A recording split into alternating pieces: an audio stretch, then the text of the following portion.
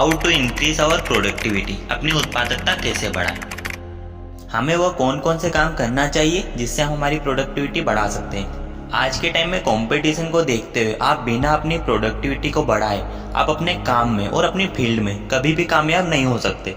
बहुत से लोगों का मानना है कि किसी भी काम में ज़्यादा से ज़्यादा समय देकर हम उस काम में सफल हो सकते हैं, लेकिन आप केवल समय देकर यह नहीं कर सकते। आप ऐसे बहुत से लोगों को जानते होंगे कि वह अपने काम में इतने फास्ट होते हैं, जो काम वह 1 घंटे में कर देते हैं उसी काम को उसी फील्ड के किसी एवरेज पर्सन को करने में 4 से 5 घंटे लगते हैं। और वह 1 घंटे में किया गया काम उस 4-5 घंटे में किए गए काम की तुलना में क्वालिटी में भी काफ़ी अच्छा होता है। अब कुछ लोगों का सवाल होगा कि वह अपनी फील्ड में ज़्यादा एक्सपीरियंस पर्सन हो सकता है। हाँ, ऐसा हो भी सकता है या नहीं भी हो सकता है। हो सकता है वह दोनों सेम एक्सपीरियंस वाले हो तो यह भी सकता है कि वो जो फास्ट काम करने वाला आदमी हो वह कम एक्सपीरियंस पर्सन भी हो, कुछ भी हो सकता है। लेकिन हम इस वीडियो में आपको ऐसी 3 बातें बताएंगे जिन्हें फॉलो करके आप अपनी प्रोडक्टिविटी को इंक्रीज कर सकते हैं। तो चलो इस वीडियो को आगे देखते हैं। तो वह पहली बात जो आपकी प्रोडक्टिविटी बढ़ाएगी वह है फोकस ऑन योर गोल। शायद आपको पता नहीं होगा कि एक हिरन की रफ्तार 90 किलोमीटर प्रति घंटा की होती है। मतलब एक हिरन अपने 90 किलोमीटर प्रति घंटा की रफ्तार से दौड़ सकता है और एक शेर केवल 55 किलोमीटर प्रति घंटा की रफ्तार से दौड़ सकता है, जो हिरन से काफी कम है। अब शेर की रफ्तार हिरन से काफी कम है, लेकिन जब शेर हिरन का पीछा करता है तो शेर हिरन को पकड़ लेता है और मार देता है। ऐसा इसलिए हो पाता है कि हिरन को यह डर होता है कि वह शेर से कमजोर है और इसी डर के चलते वह बार बार पीछे मुड़कर देखता है, जिस वजह से उसकी रफ्तार कम हो जाती है और शेर केवल हिरन पर फोकस करते हुए दौड़ता है और अंत में शेर हिरन को पकड़ लेता है। इससे हमें यह बात समझ में आती है कि हमें किसी भी काम में कामयाब होने के लिए हमारा उस पर फोकस होना बहुत जरूरी। बिना काम पर फोकस किए हुए हम उस हिरन की तरह भागने में ज्यादा तेज होने के बावजूद भी हार जाएंगे।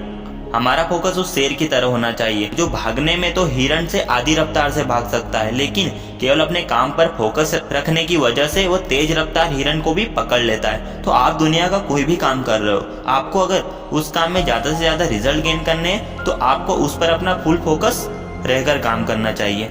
अगर आप ऐसा करते हो तो आप अपनी फील्ड में दूसरे लोगों से की तुलना में ज्यादा काम कर पाओगे, भले से आपका उस फील्ड में एक्सपीरियंस कम हो। ऐसा करके आप अपनी प्रोडक्टिविटी बढ़ा सकते हो। तो वह दूसरी बात जो आपकी प्रोडक्टिविटी बढ़ाने में आपकी मदद करेगी वह है कंटिन्यू इम्प्रूव योर स्किल।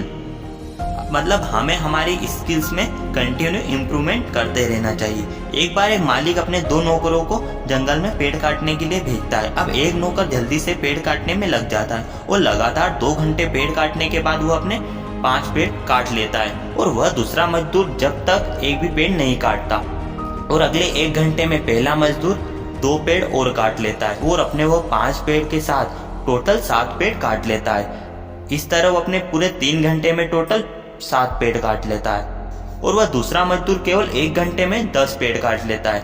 अब जब पहला मजदूर उससे पूछता है कि मैं 3 घंटे में केवल 7 पेड़ काट पाया और तुमने तो मात्र 1 घंटे में 10 पेड़ काट लिए, तुम यह कैसे कर पाए। इस पर उस दूसरे मजदूर ने कहा कि जब तुम अपने पहले 2 घंटे में पेड़ काट रहे थे तो मैं अपनी कुल्हाड़ी की धार लगा रहा था और इसी कुल्हाड़ी की तेज धार ने केवल 1 घंटे में 10 पेड़ काट दिए। तो जिस तरह वह अपनी कुल्हाड़ी की मदद से अपने काम को अंजाम दे सकता था, तो पहले उसने अपनी कुल्हाड़ी पर धार लगाई और फिर अपना काम स्टार्ट किया।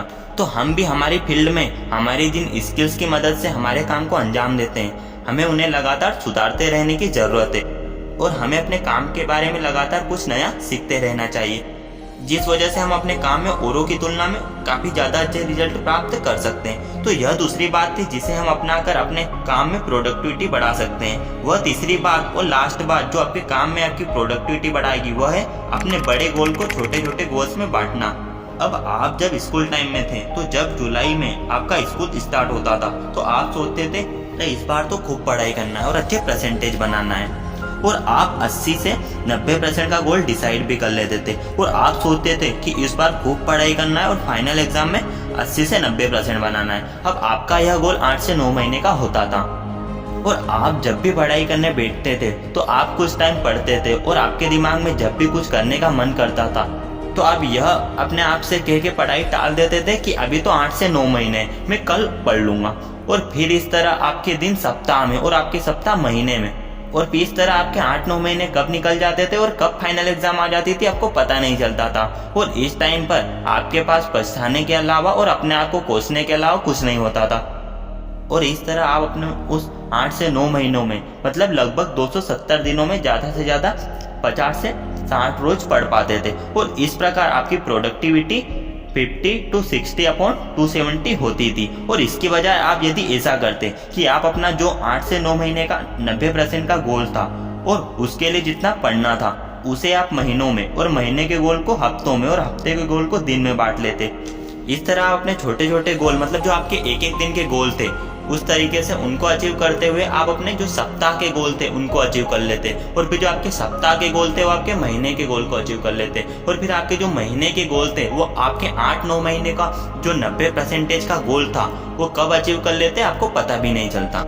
और लास्ट में जो 8-9 महीने का जो आपका 90% का गोल था उसको अचीव करने के बाद आपकी प्रोडक्टिविटी कुछ ऐसी होती 250 अपॉन 270, जो आपकी पिछली प्रोडक्टिविटी से काफ़ी ज़्यादा अच्छी होती। तो दोस्तों हमने जो आपको ये 3 बातें बताई इनको अपनाकर आप अपनी लाइफ में और अपने काम में अपनी प्रोडक्टिविटी बढ़ा सकते हैं। तो दोस्तों हम आपकी प्रोडक्टिविटी बढ़ाने में कुछ मदद कर पाए हो तो इस वीडियो को लाइक कीजिए।